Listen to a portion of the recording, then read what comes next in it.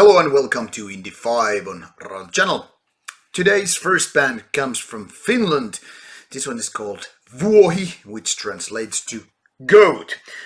Been around since 2002, this band is now finally releasing its first full-length album. However, this is actually a re-release of their 2014 demo with the very same name, that is Witchcraft Warfare. Here's the CD with nice serpent design, and obviously there is inside a booklet which has some information, pictures and whatnot, and pretty nice black and white design, not the typical one, you know.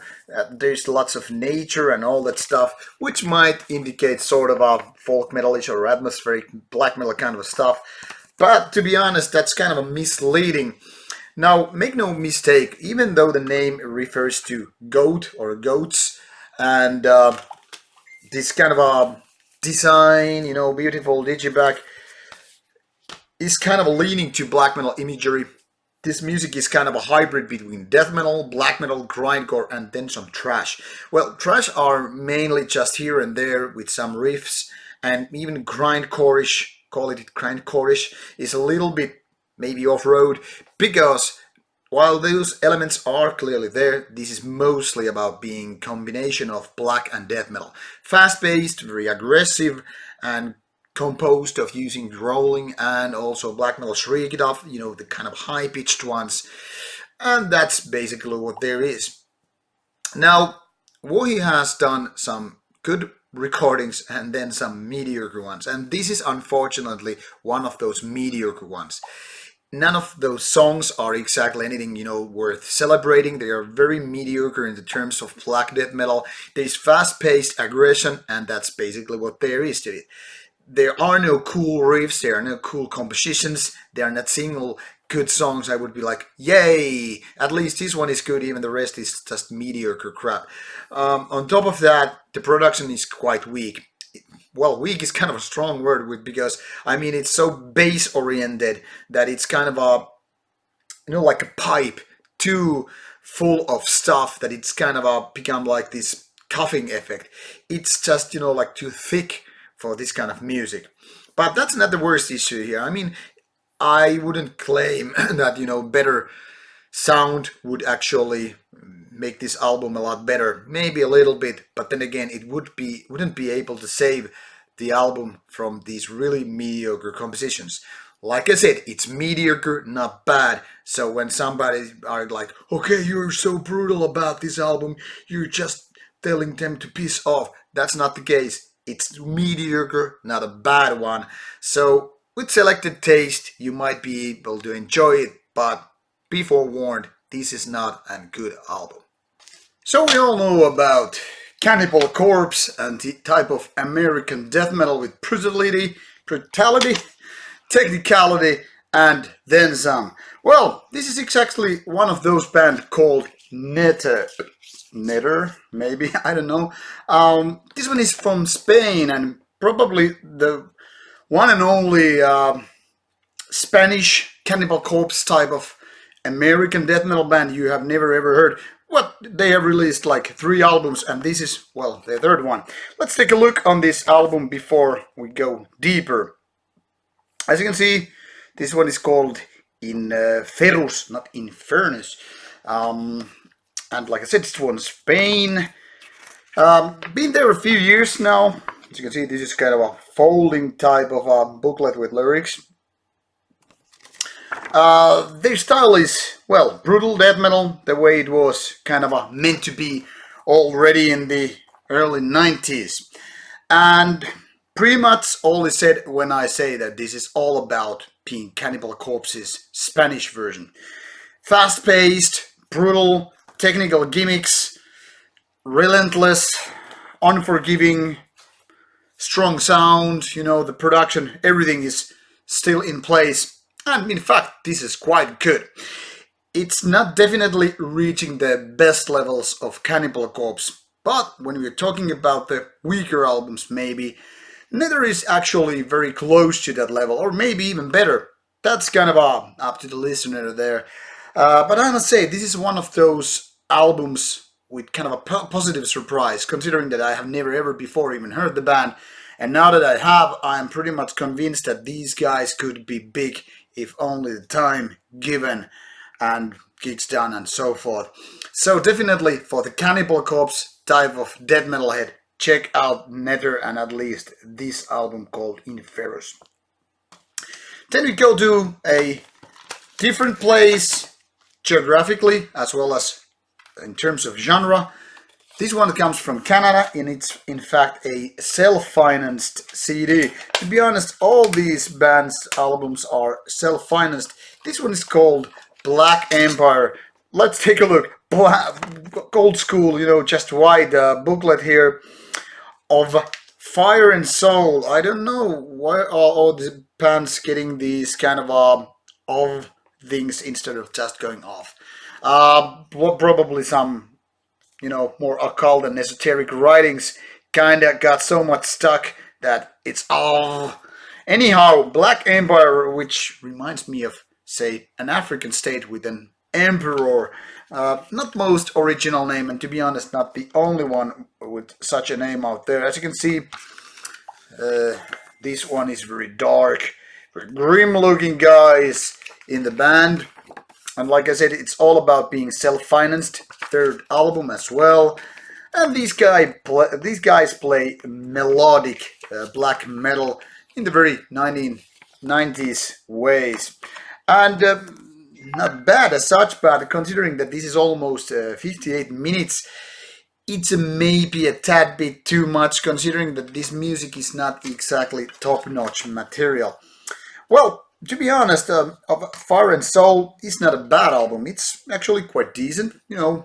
Everything is in place, and if you have this kind of a soft spot for kind of a melodic black metal in 1990s ways, well, this is pretty much something that you might be interested to check out.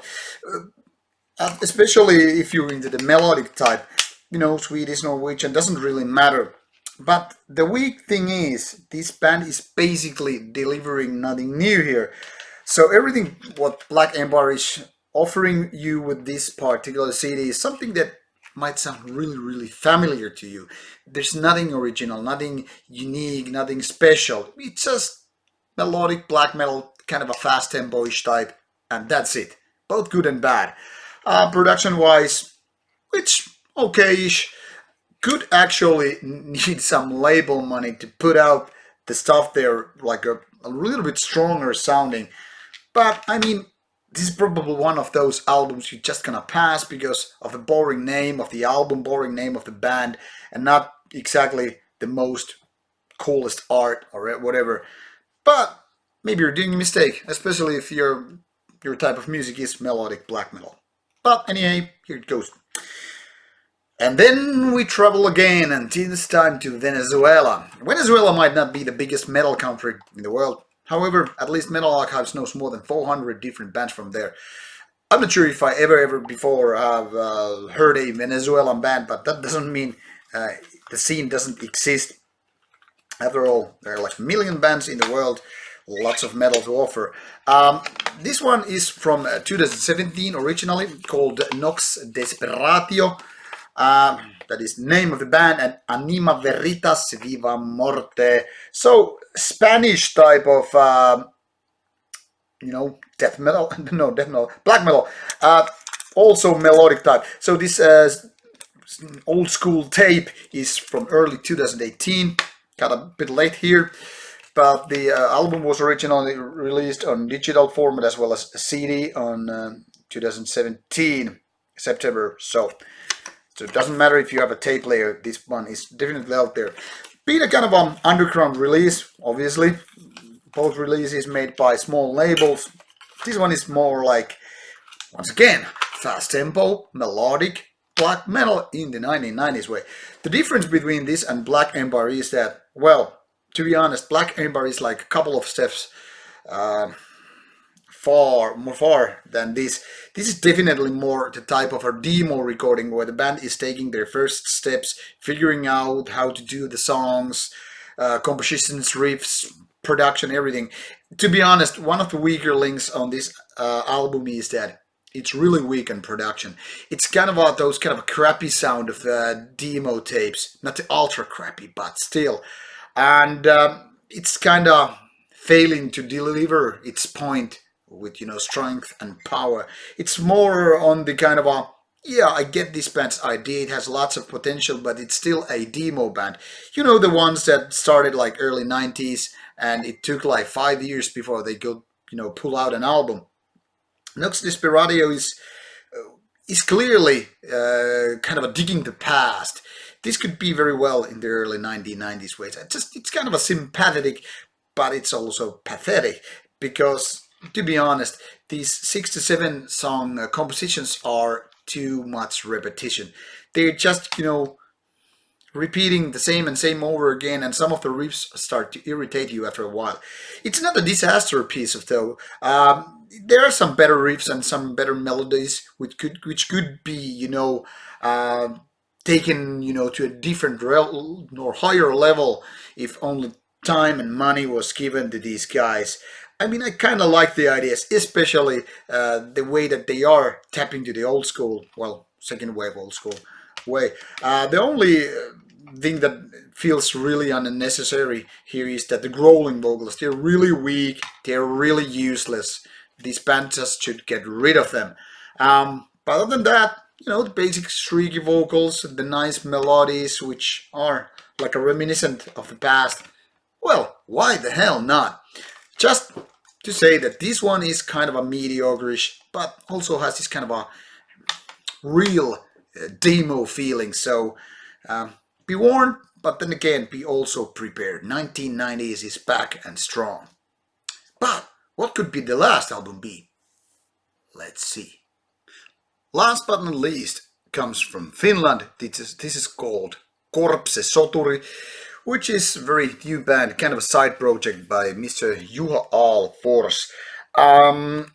Finnish death metal in nature, but then again having strong vibes to American and Swedish death metal. This is their first full-length album, because their earlier material was more or less kind of compilation kind of thing, called Malus Corpus. A nice looking 3-folding digipack, released by a small, it seems, American label. Very simple, very classic in design, just lyrics in black and white. Then the obviously CD, which then again holds nothing of secret here. Very plain, very simple. The track list is here. So let's go to the music.